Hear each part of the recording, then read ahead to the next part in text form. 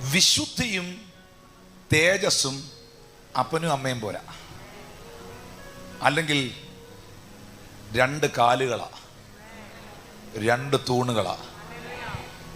വിശുദ്ധി ഉള്ളിടത്ത് തേജസ് ഉണ്ടാകും.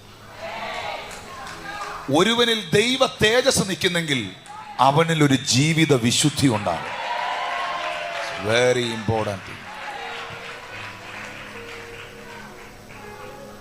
നിങ്ങൾക്കൊരു ഗ്ലോറിയസ് ജനറേഷൻ ആകണമോ? നിങ്ങൾ മഹത്വത്തെ ചുമക്കുന്ന ഒരു തലമുറയാകണമോ?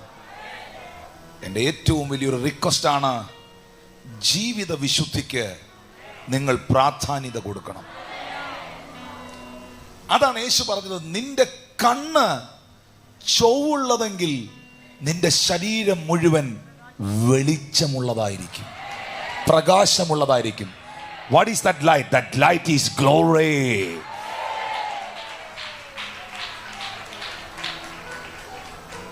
നിന്റെ കണ്ണ് ചൊവ്വുള്ളതല്ലെങ്കിൽ നിന്റെ ശരീരം മുഴുവൻ ഇരുട്ടിലാകും. This is very important. തേജസ് പോകാനുള്ളതിന്റെ കാരണം പാപമാണ്. പാപത്തിൽ നിന്നവനിൽ തേജസ്സില്ല, തേജസ്സിൽ നിന്നവനിൽ പാപമില്ല.